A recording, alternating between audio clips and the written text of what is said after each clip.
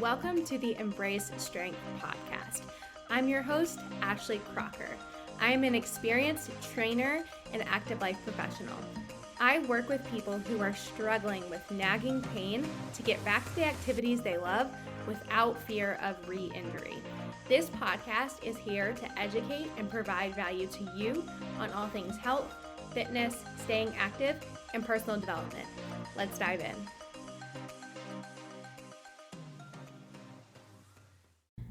Hello, welcome back to the pod.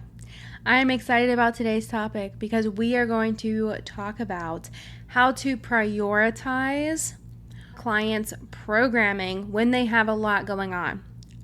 I have gotten this question a couple of times over the past couple weeks with my mentorship clients, and I think that it is a great podcast topic. So we are just going to get into it. So in both scenarios, when my clients ask me this question, I went through a similar process with them, and I'm going to share that process with you. And it's simple, but it's probably not something that you learned in your certification. So you are not bad for not knowing how to do this. This is just simply something you probably did not learn when you got certified. So basically what I did with them, well, first off, I already had data from movement assessments with their clients because the coaches I mentor, they know that assessing everybody joint by joint is the way to go. So they already had movement assessments ready for me to look at. And when I say movement assessment, here's what I mean: a joint by joint flexibility and mobility assessment. I don't mean they had a client do an air squat and here's what they saw. That's not what I'm talking about here. We're talking about peeling back the layers of movement and breaking things down joint by joint before you even watch somebody do a movement. Okay? So I already had joint by joint movement assessments on them. And here's what I did. I went through the movement assessment section by section. Okay? There's lower body and there's upper body. You go through and you find, okay, where is this client experiencing any pain, right? With the client I am thinking of that I just talked about today, her client has recently had back surgery, okay? So her client had recently had back surgery. He had a couple of things show up in the movement assessment, like a super tight quad, not good big toe extension, and then limited ankle dorsiflexion. So those were the things that came up flexibility and mobility wise. But what she also found was that he is not strong at all. He's mobile and flexible, but not strong. This is somebody who had back surgery in the summer and has recently been released from physical therapy.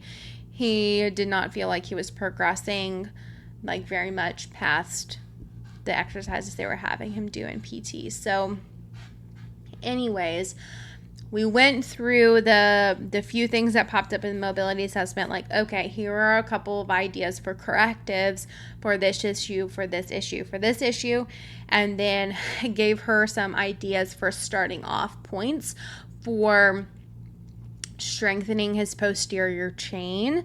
He's afraid to hinge, which makes sense because people who have back problems are afraid to bend over. So we talked about ways to just find a starting point that is comfortable for her client and so that you can start progressing. And it is what we talked about was starting off with a simple good morning at quarter depth or half depth, right? Like a lot of coaches would probably try to okay, what's your RDL look like? But you got to take into consideration where this client is at, not only mentally, but physically. If we tried to put him under a weighted hinge pattern right away, he would not only be very nervous and scared, but his tissues are not prepared for that yet. He doesn't feel safe. That could honestly potentially give him a flare up. And this is why it's so important for coaches to know more about regressing exercises, because things are just complicated sometimes with clients, especially those who are right out of physical therapy. So anyways, that is how we kind of talked through that client. And I gave her some good tips for like a starting off point for his next couple of sessions to troubleshoot, see what he's comfortable with, get him started with these correctives so he can get some quick wins, and then just build upon that. I think that not enough coaches actually regress clients enough when they are in pain. You guys are so focused on getting them to do, their back squat or their deadlift or, the typical exercises, and that's great. But when we're talking about pain, you have to do more regression. And a lot of coaches don't know how to do that, which is why I'm doing what I'm doing, because I want to help you guys be better and better serve your clients. Because when you are able to meet the client where they're truly at, when you're able to do that, you gain so much trust very quickly, because you meet them where they're at, you don't push them over their limits, and they feel safe with you. Guess what? That's a client that's going to want to stay with you 6 months, 9 months, a year. And that is how you have better client retention. So that's the scenario one I want to talk about. The next scenario I want to talk about is a completely different type of client. But with this coach, her client is an older woman. Her client is in her 70s. And so this client has some foot problems. She has some foot problems going on that are preventing her from being able to do like traditional exercises. So what I went through with her is like, okay, and basically like her mobility assessment was limited on every single thing, basically. It was like limited on every single thing, okay?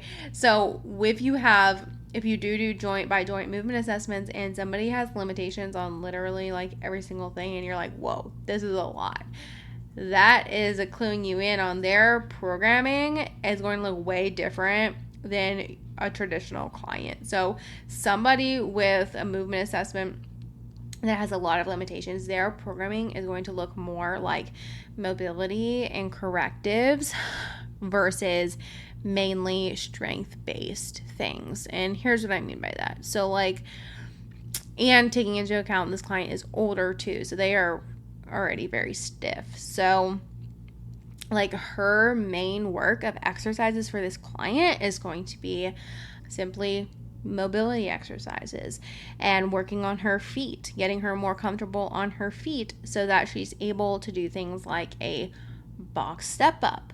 But if you don't take care of what she's dealing with like foot wise, she's not going to be able to tolerate even doing a box step up or be able to do anything like a split squat.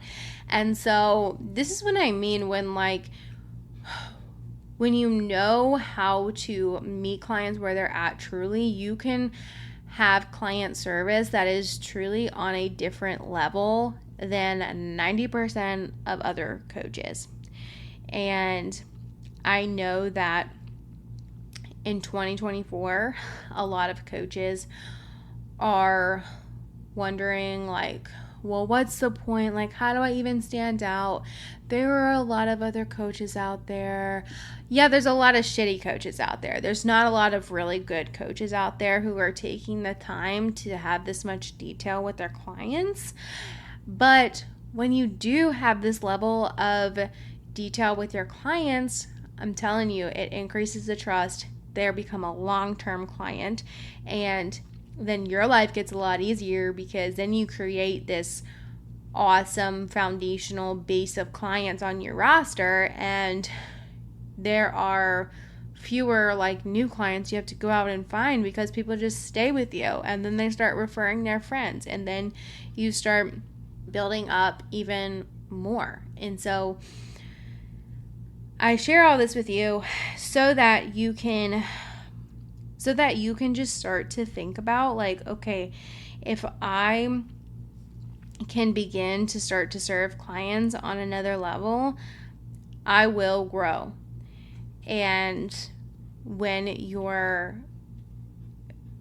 clients get better results, you also gain confidence. And when you gain confidence, you talk more about what you do. And when you talk more about what you do, the more people that you talk to, the more clients that you'll get. And so, anyways, that is my rant for today.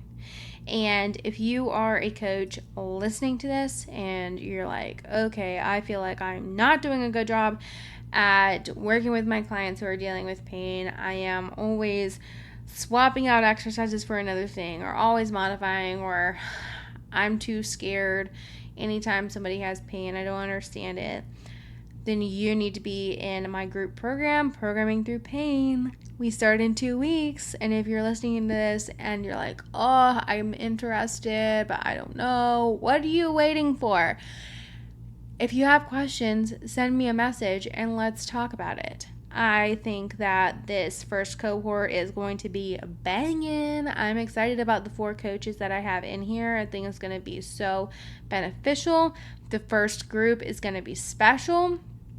And anybody who doesn't join in on the first group is going to miss out. And I will be running this again, but it won't be until end of January or early February. So if you want to get in, now's the time to get in. And it is not just you showing up to weekly calls and me talking. You are also getting support from me every single week, Tuesday through Thursday, in Slack.